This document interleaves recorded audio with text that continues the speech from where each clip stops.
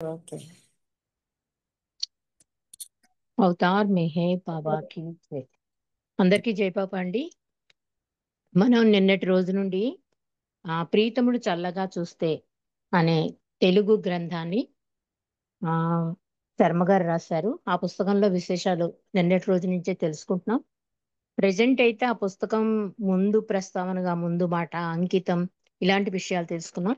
ఈ రోజు అసలైన అధ్యాయంలోకి మనం అడుగెడతాం. ముందుగా ప్రభువుకి ప్రార్థనా గీతాన్ని ఆలపించాక పుస్తక పఠనంలోకి వెళ్దాం. జై బాబా అండి. లక్ష్మి గారు. జై బాబా. అవతార్ మెహర్ బాబా की जय। अवतार मेहर बाबा की जय। अवतार मेहर बाबा की जय। नमो मेहरु बाबा अवतार नमो देव देवा। प्रभु नमो मेहरु बाबा अवतार नमो देव देवा। अपार दिव्य कृपा सागरा सकल चराचर जगदुद्धार नमो मेहरु बाबा अवतार नमो देव देवा। జోహారులివ్ శ్రీ మెహరు బాబా మహిని జనించిన మానవ రూప ఇహ పరానంద జీవనమీవ భవ భయ భంజన పరమ పావన నమో మెహరు బాబా అవతార్ నమో దేవ దేవా। అజ్ఞానాంధతనంతము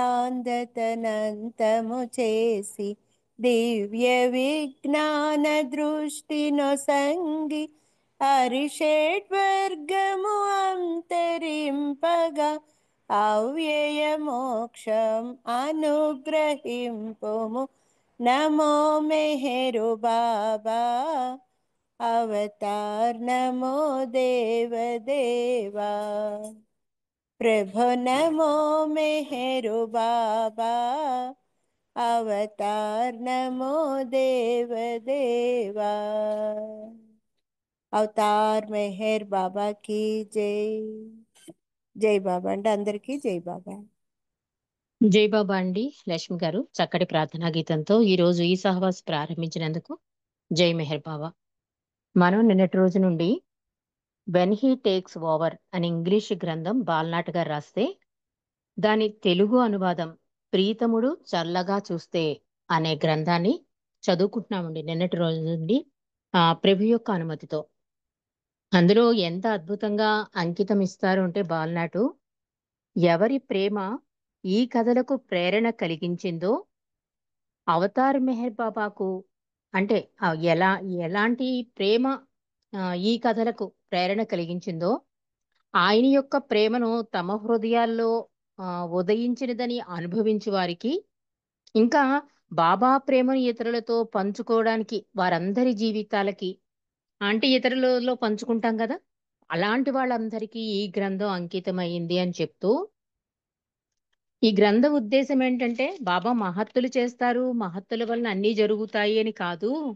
బాబా యొక్క ప్రేమ ఒక్కొక్క ప్రేమికుడి యందు ఆయన స్వతసిద్ధంగా ఎలాగ ఆయన వర్షంలో ప్రేమికుడిని తన వలలో లాక్కుంటారో అది అవగతం చేసుకోవాలి మనం అంటూ ప్రస్తావనలో అంటారండి బాలనాటి గారు.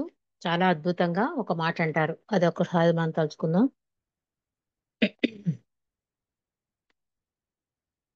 భగవంతుడు అనంతుడు, భగవంతుని గుణాలు అనంతం.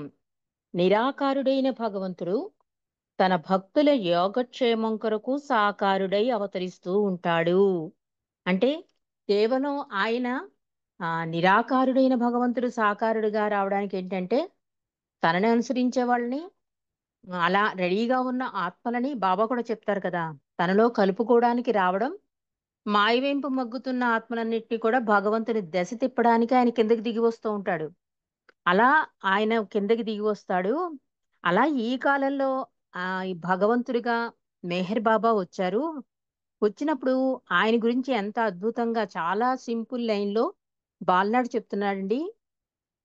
మన ప్రీతముడైన అవతార్ మెహర్ బాబా ఉపవాస సహవాస ఏకాంతవాస కార్యక్రమముల ద్వారా మౌనంతోనే ప్రపంచంలోని అనేక దేశాలయందు అనేక సార్లు పర్యటించి తన ప్రేమ సందేశాలు మానవాళికి అందించిన ఉన్నతోన్నత సాంఘిక కార్యక్రమాల ద్వారా ఆయన ఉన్నతోన్నతుడు. అలాగే సాంఘిక కార్యక్రమాల ద్వారా, మస్తుల కార్యక్రమాల ద్వారా తన ప్రేమికులకు ఆ ఆదర్శ జీవనాన్ని ప్రదర్శించిన దివ్య మానవుడు, దైవీ మానవుడు అవతార్ మెహర్ బాబా అని చెప్పి బాబా యొక్క పరిచయం ఎంత అద్భుతంగా సింపుల్ గా లైఫ్ స్టోరీ అంటారు చూడండి. అలా చాలా సింపుల్ గా కట్టె కొట్టే తెచ్చే రామాయణం ఎలా చెప్పారో అలాగే మెహర్ బాబా అవతారంలో బాబా ఏం చేశారో ఎంత సింపుల్ గా బాలనాడు మనకి ఇక్కడ తెలియజేశాడు. ఆ తర్వాత ఆ కృతజ్ఞతలు తెలియజేశారు బాబా బాలనాటు. ఎందుకంటే వాళ్ళ పర్మిషన్ ఉండాలి కదా. ఆ అనుభవాలన్నీ పుస్తక రూపంలో చేశారు కనుక వాళ్ళందరికీ కృతజ్ఞతలు తెలుపుతూ బాబాకి కూడా కృతజ్ఞతలు తెలిపారు బాలనాటి గారు. అంతేకాకుండా పీఠిక అని చెప్పి అందులో కూడా ఏమని రాశారు అంటే అవతార్ మెహర్ బాబా యొక్క ప్రేమను ఇతరులతో పంచుకోవడానికి ఇది తగిన సమయం. అందరూ ఒక మార్గం. అందులో ఇది ఒక మార్గం అంటే పుస్తక పఠనం. బాబా కూడా అంటారు, నా సాన్నిధ్యాన్ని నువ్వు అనుభవించాలంటే నా గురించి నలుగురు నలుగురు కలిసినప్పుడు నా గురించి మాట్లాడుకోవడం, నా గురించి సంకీర్తనలు చేయడం, నా నామస్మరణలో కలపడం. అంతేకాకుండా మెహ్రాబాద్ వెళ్ళడం. నీకు ఇవన్నీ అవ్వలేదనుకో నా గురించి పుస్తకాలు చదవడం, అది కూడా నా దర్శనమే అన్నారు బాబా. నా ఫిలిమ్స్ చూడడం, ఇవన్నీ కూడా నిజ దర్శనాలు అన్నారు బాబా. కాబట్టి ఇది ఒక మార్గం అవుతుంది ఈ గ్రంథం అని చెప్తూ ఈ కథలను సేకరించి అచ్చు వేయించడం ద్వారా ఈ సంభవమైంది. అంటే భగవంతుని దశ తిరగడానికి ఆ మార్గంలో పయనించడానికి ఇది ఒక సులభమైన మార్గం ఈ గ్రంథం అని చెప్తున్నాడు బాలనాటు. నిన్నటి రోజు అంతవరకు తెలుసుకున్నామండి. ఈ రోజు విషయంలోకి వద్దాం. మెహర్ బాబా రూపంలో భూలోకంలోకి అవతరించిన భగవంతుని సంక్షిప్త జీవిత కథ అని రాస్తున్నారు. ఏ గ్రంథం చూసుకోండి మనం ముందు స్టార్టింగ్ ఎప్పుడూ కూడా అంటే కొత్త వాళ్ళకి తెలియాలి కదా. ఇప్పుడు ఏదైనా ఒక పుస్తకం ఒక గ్రంథం బయటికి రావాలనుకోండి, దానికి ముందు బాబా జీవిత చరిత్ర రాస్తారు. ఎవరైనా సరే ఏ పుస్తకం మనం చూసుకున్నా సరే క్లుప్తంగా అంటే ఒక ఔటర్ ఆ పుస్తకం చూసి డైరెక్ట్ సందేశాల్లోకి డైరెక్ట్ కథల్లోకి వెళ్ళిపోతే వాళ్ళకి బాబా గురించి పరిచయం చెయ్యాలి కనుక ఒక లైఫ్ స్టోరీని ఎప్పుడు 2-3 పేజీలు రాస్తూ ఉంటారండి. అలాగే బాల్నాటు కూడా మెహర్ బాబా రూపంలో భూలోకంలోకి అవతరించిన భగవంతుని అవతారుని సంక్షిప్త జీవిత కథ అని రాస్తున్నారు. అంటే ఈ పుస్తకం మనం ఎవరికి ఇచ్చినా కూడా బాబాని పరిచయం చేసినట్లవుతుంది. బాబా గురించి తెలుసుకున్నాక ఈ అనుభవాలు చదువుకుంటే ఇంకా అద్భుతంగా ఉంటుందని ప్రతి రైటరు అంటే ప్రతి ప్రేమికుడు పుస్తకం రాసిన ప్రతి ప్రేమికుడు అవనండి, పాటలు రాసిన ప్రేమికుడైనా సరే మన పాటల్లో కూడా బాబా జీవిత చరిత్ర వస్తూ ఉంటుంది. అంటే అది కంపల్సరీ మనం చదువుకోవలసిన విషయం అన్నమాట. ఔటర్ తెలుసుకోవలసిన విషయం. ఇక్కడ ఏం రాస్తున్నారంటే బాలనాటు భారతదేశంలో పూనా నగరంలో 1894 సంవత్సరం ఫిబ్రవరి నెల 25వ తేదీన జొరాస్ట్రియన్ తల్లిదండ్రులకు మేర్వాను మేర్వాన్ షెరియార్ పుట్టారు. 1913 సంవత్సరంలో ఒక రోజున ఆయన కాలేజీకి వెళుతుండగా ఒక వేప చెట్టు కింద కూర్చున్న ఒక వృద్ధ స్త్రీ ఆయనను తన దగ్గరకు పిలిచింది. ఆమె ఆ కాలంలో ఉన్న పంచసద్గురులో ఒకరైన హజరత్ బాబాజాన్. ఆ ప్రథమ సమాగమం తర్వాత మేర్వాను ఆమె వద్దకు క్రమం తప్పకుండా వెళ్ళేవారు. 1914 సంవత్సరంలో ఒక రోజున ఆమె ఆయనకు భగవద్ జ్ఞానం యొక్క అనంత తత్వానుభవాన్ని ప్రసాదించింది. 1931 సంవత్సరంలో మరి ఒక సద్గురువైన ఉపాసనీ మహారాజు మేరువాన్ని యుగవతారునిగా ప్రకటించి ఆయనను తగిన స్థితిలో ఉంచాడు ఉపాసనీ మహారాజు. అప్పటి నుండి తన అనుచరుల చేత ప్రేమతో మెహర్ బాబా అని పిలువబడుతున్న మేర్వాను తీవ్రమైన కార్యకలాపాలు గల జీవితాన్ని ప్రారంభించారు. తన అవతార సంబంధమైన కార్యక్రమంలో ఒక భాగంగా ఆయన 1925 జూలై 10వ తేదీన మౌనం ప్రారంభించారు. అంతకు కొన్ని రోజులకు పూర్వం ఆయన శిష్యులలో ఒకరు అన్నారు, బాబా మీరు మౌనాన్ని అవలంబిస్తే మాకు ఎలా బోధిస్తారు అని అడిగాడు ఒక ప్రేమికుడు. దానికి బాబా అన్నారు, నేను బోధించుటకు రాలేదు, కాని మేల్కొల్పడానికి వచ్చాను అని మెహర్ బాబా జవాబిచ్చారు. ఆయన మౌనాన్ని పాటిస్తున్నప్పటికీ మెహర్ బాబా మానవాళి యొక్క భౌతికమైనటువంటి వన్నీ ఆధ్యాత్మికమైనటువంటి అవసరాలకు తీరుస్తూనే ఉన్నారు. ఆయన స్కూళ్లకు, ఆస్పత్రులను నిర్మించారు. తాను వ్యక్తిగతంగా కుష్టు, పిచ్చి, మస్తులు అంటే భగవంతుని ఎడల గల ప్రేమతో నిండిన మనస్సు గల వారిని మస్తులు అంటారు. అలా కుష్టువారిని, పిచ్చివారిని, మస్తుల ఎడల శ్రద్ధ వహించారు అవతార్ మెహర్ బాబా. మెహర్ బాబా భారతదేశంలోనూ, పాకిస్తాన్లోనూ విరివిగా ప్రయాణం చేశారు. పాశ్చాత్య దేశాలకు 13 సార్లు వెళ్లి బహిరంగ దర్శన కార్యక్రమాలలో ఆయన వద్దకు వచ్చిన అనేక లక్షల కొలది ప్రేమికులకు వ్యక్తిగతమైన స్పర్శను పొందే భాగ్యాన్ని అందజేశారు మెహర్ బాబా. మెహర్ బాబా మౌనాన్ని పాటిస్తున్నప్పటికీ ఒక అక్షర ఫలకం యొక్క సహాయంతోనూ, అంటే దానిని ఆయన 1954 సంవత్సరంలో విడిచిపెట్టారు. అలాగా అక్షర ఫలకం యొక్క సహాయంతోనూ, హస్త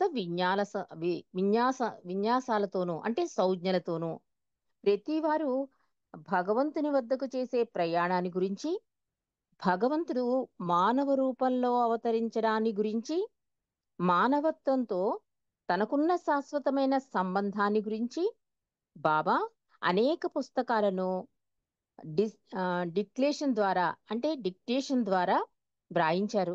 అనేక సందేశాలిచ్చారు అవతార్ మెహర్ బాబా. అవతార్ మెహర్ బాబా 1969 జనవరి 31వ తేదీ నాడు తన భౌతిక శరీరాన్ని వదిలిపెట్టేంత వరకు బాబా యొక్క మౌనం కొనసాగింది. ఆయన యొక్క ఆంతరంగిక పిలుపు వినేవారి యొక్క హృదయాలలో తప్ప అని రాస్తున్నారు. అంటే బాబా అంటారు కదా, హృదయాంతరాలలో వినిపించే స్వరం నాదే అని. అందుకని ముగింపుగా బాల్నాట్ అంటున్నాడనమాట. ఆయన భౌతికంగా శరీరం చాలించినా కూడా ఆంతరంగికంగా ఆ పిలుపు వినేవాళ్ళకి మాత్రం ఆయన మౌనంగా ఉన్నట్టు అనిపించదు అని చెప్తున్నాడు.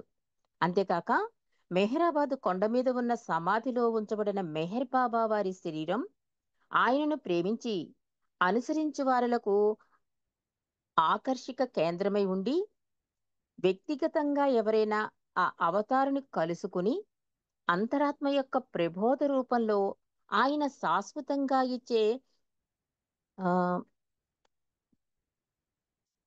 పద ప్రదర్శకత్వాన్ని స్పష్టపరచడానికి సహాయం చేసే గాఢమైన సంబంధాన్ని నిర్వహించుకోవడానికి గాని, పునఃధృవీకరించడానికి గాని ఇక్కడ ఎల్లప్పుడూ సంభవమవుతుంది.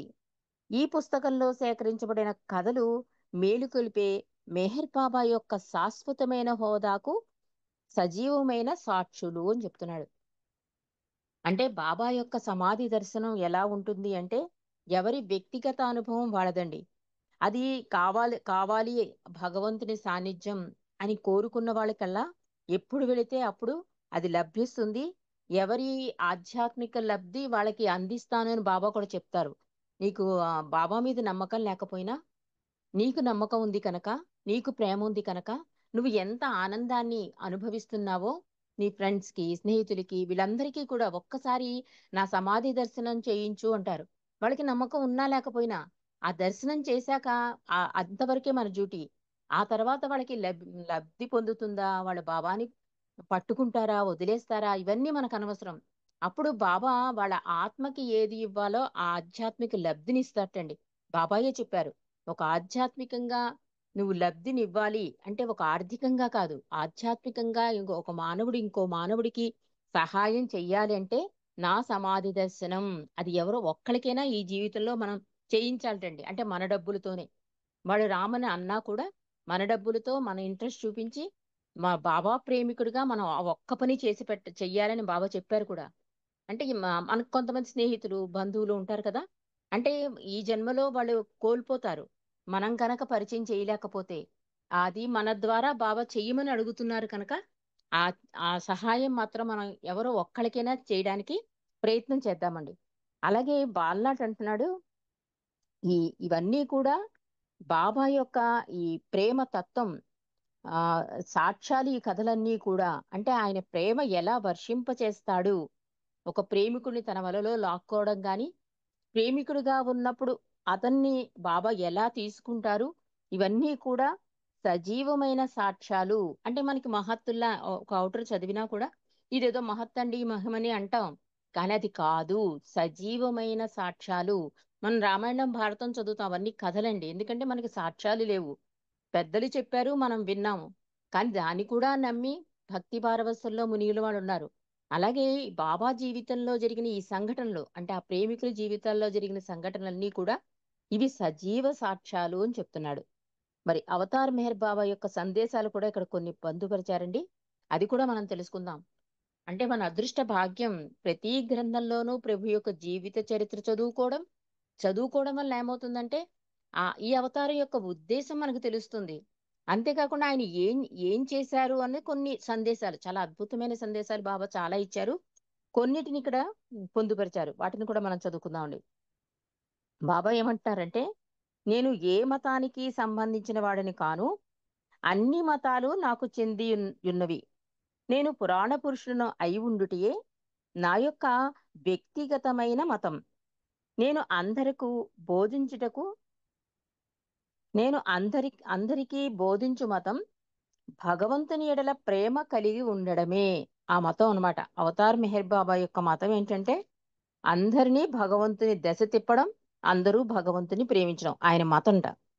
గొప్పవారు గాని, తక్కువవారు గాని, ధనికులు గాని, నిర్ధయులు గాని ఈ ప్రేమ అలవరుచుకోవచ్చును. ఏ కులం వారైనా, ఏ జాతి వారైనా ప్రతి వారు భగవంతుణ్ణి ప్రేమించవచ్చు.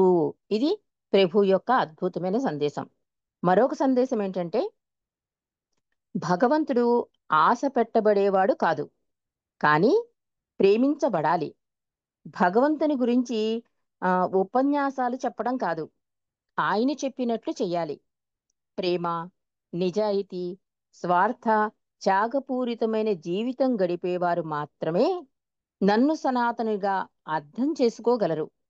నేను మీతో కలిసిమెలిసి మీలో ఒకరిగా ఉన్నానని, నేను శాశ్వతంగాను, చైతన్యవంతంగాను, అప్పుడప్పుడు అనుభవాన్ని కలిగి ఉన్నానని నేను నా దివ్యమైన అధికారంతో చెప్పగలను. ఏ దేవతనైనా, ఏ సత్పురుష దైవమైనా, ఆ ఏ గురువుకైనా, ఆధ్యాత్మికంగా పరిణితి చెందిన ఏ వ్యక్తికైనను, యోగికైనను చేసిన పూజలు గాని, వందనం గాని చివరకు నాకే అర్పితమవుతాయని, నేను అందరిలోనూ, అన్నిటిలోనూ, అన్నిటికీ అతీతంగానూ ఉన్నాను కనుక ఎవరికైనను, దేనికైనను అర్పించినను పవిత్రమైనటువంటి, నిష్కల్మషమైనటువంటిని ప్రేమను అర్పించటం వలన మీరు నన్ను ప్రేమించినట్లే. ఎంత అద్భుతంగానో! అందుకే బాబా నన్నే పూజించండి, నన్నే ప్రార్థనలు చేయండి, మీరు కొలిచే దేవుళ్ళందరినీ వదిలేని ఎప్పుడూ చెప్పలేదండి. కొత్త వాళ్ళకైతే మీరు ఆరాధించే దేవుళ్ళ మధ్య నా ఫోటో పెట్టుకోండి. మీ అవసరాన్ని, అంటే ఇది నాకు తీరాలి కంపల్సరీ నా జీవితంలోనే ఒక్క టెస్ట్ నాకు పెట్టుకోండి. అందులో కనుక పాస్ అయితే నన్నే అంటిపెట్టుకుని ఉండండి అని బాబా చెప్పారు. అలాగే బాబా కూడా ఇక్కడ ఏమంటున్నారు, మీరు ఎవరినైనా ఆరాధించండి, కానీ ఆరాధన ఎలా ఉండాలి? చాలా పవిత్రంగా ఉండాలి. ఆయన కోసమే అయి ఉండాలి. అది చాలా నిజాయితీగా, నిష్కల్మషంగా ఉండాలి. అలాంటి ఆరాధన మీరు ఎవ్వరికి చేసినా అది నా దగ్గరికే వస్తుంది అంటున్నారు. ఇక్కడ ఒక చిన్న సంఘటన కూడానండి. నిజంగా భగవంతుడి మీద తపన, ఆరాధన ఉంటే మనం ప్రయాణం చేస్తూ ఉంటాం కదా! ఒక అన్నవరం వచ్చిందనుకోండి, అన్నవరం రావడం కోసం మనం ఎదురు చూస్తూ ఉంటాం. అన్నవరం వస్తుంది, దర్శనం చేసుకుందాం. అలా ఉండేదండి ఇదివరకు తపన, ఆర్ద్రత, భగవంతుడి మీద ప్రేమ. ఇప్పుడంతా మెకానికల్ అయిపోయింది. బాబా చెప్పినట్లుగా ప్రేమ అనేది చాలా తేలిగ్గా వాడేస్తున్నారు. దాని అర్థం తెలియట్లేదు అంటారు. అంటే భగవంతుడి మీద పూజలు చేసేస్తేను, దండలు వేసేస్తేను కాదు. భగవంతుడు తపనని గ్రహిస్తాడు. అంటే అన్నవరం వస్తోంది అంటే నువ్వు సామర్లకోట నుంచే నీ తపన మొదలైపోవాలి. అంటే ఆ కొండని చూసినా భగవద్ దర్శనమే అనే భావనలో ఉండేవారు పెద్దవాళ్ళు ఇదివరకు. అలాంటి ఆరాధన కావాలంటున్నాడు బాబా కూడా. నువ్వు ఏ దైవాన్నైనా, ఏ గురువునైనా, ఏ సాధువునైనా, ఎవరినైనా పట్టుకో, అవన్నీ నా దగ్గరికే వస్తాయి. కానీ నీ ఆరాధనలో నిజాయితీ ఉండాలి అని చెప్తున్నారు బాబా చాలా అద్భుతంగా. ఇంకో సందేశంలో బాబా అంటున్నారు, ప్రతి యుగంలోనూ పవిత్రత అనే పత్తి యొక్క కాంతి తగ్గిపోయినప్పుడు ప్రేమ, సత్యం అనే కాగడాను మరలా వెలిగించడానికి అవతారుడు అవతరిస్తాడు.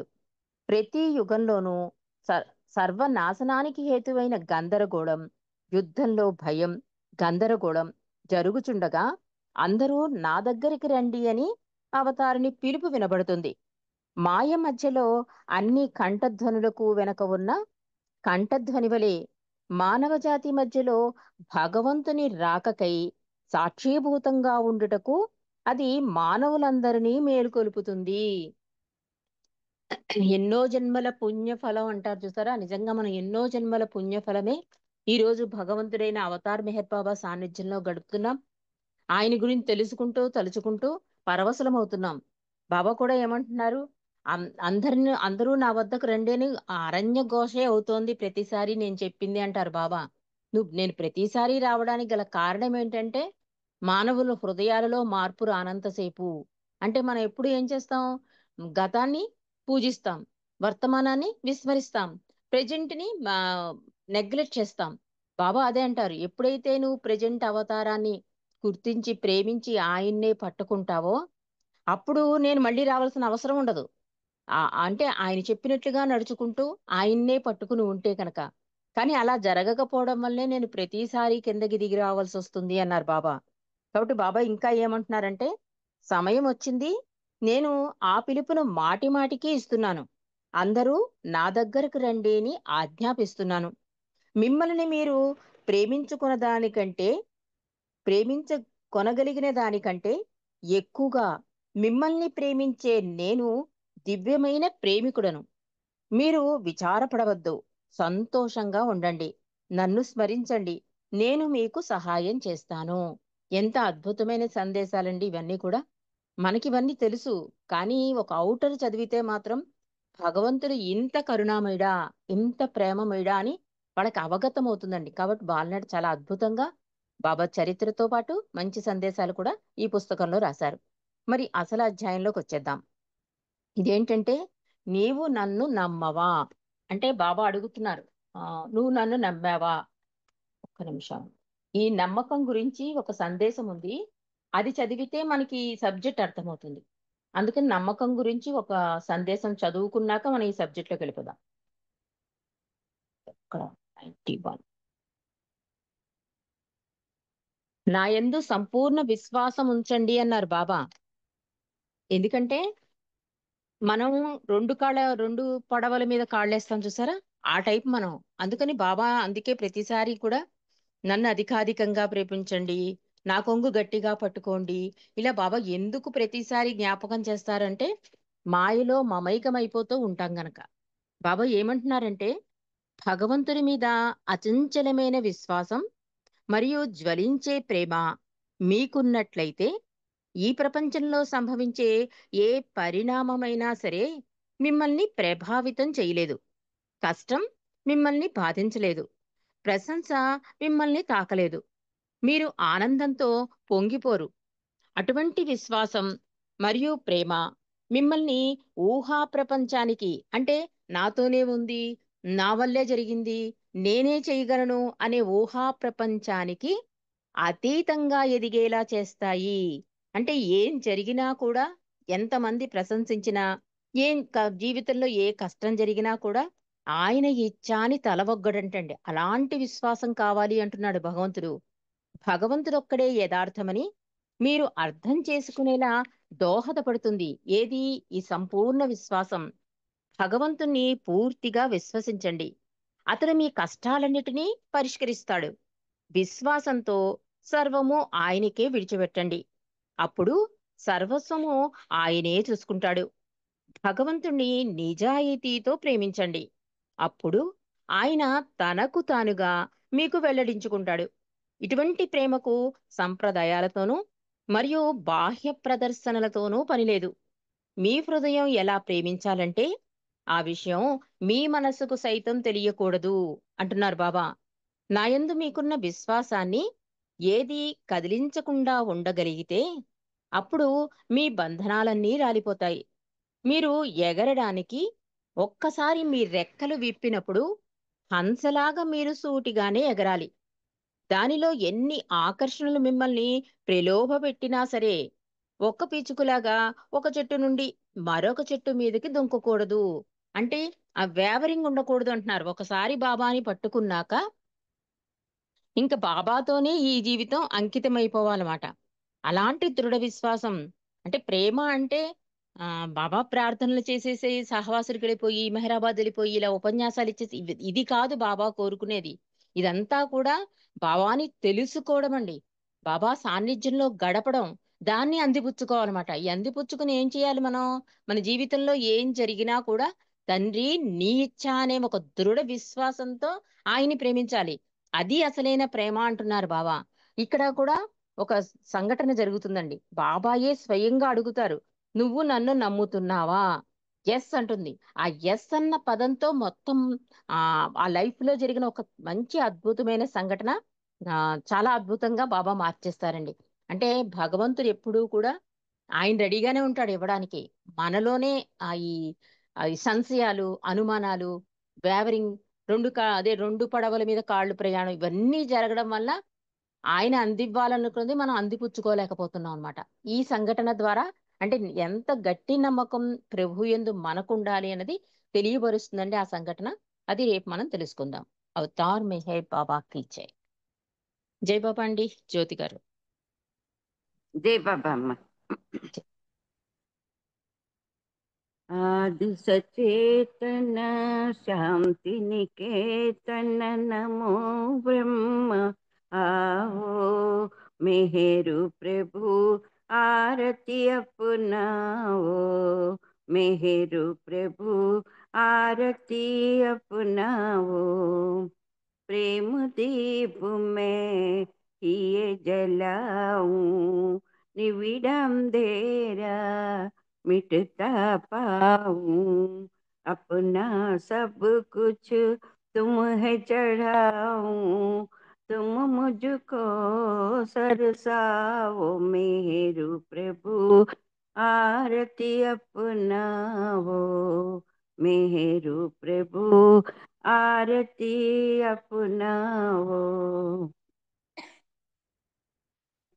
जीवन की हर सांस हमारी बन जाए प्रभु गति तुम्हारी हे करुणा कर लीलाधारी हे करुणा कर लीलाधारी तुम करुणा बरसाओ मेरु प्रभु आरती अपनाओ मेरु प्रभु आरती अपनाओ बने आरती जीवन मेरा बने आरती जीवन मेरा आदि अंत का लय हो घेरा आदि अंत का लय हो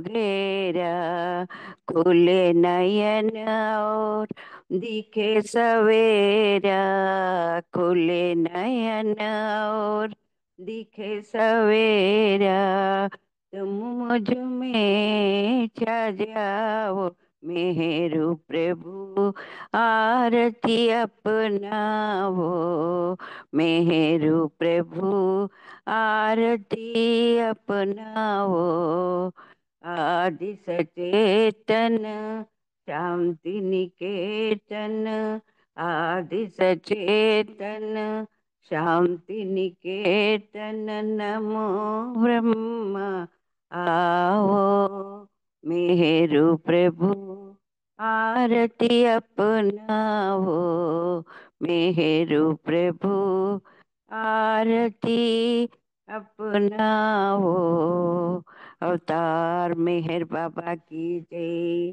प्रीतम मेहर प्रभु की जय पर ब्रह्म परमात्मा मेहर बाबा की जय जय बाबा अम्मा रजनी अंदर की जय बाबा अंडी జై బాబా అండి.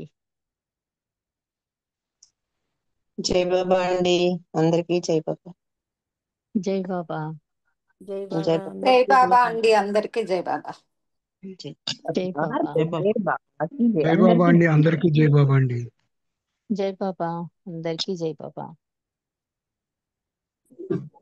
జై బాబా అండి అందరికి. జై మెహర్ బాబా. జై బాబా. జై బాబా అందరికీ జై బాబా.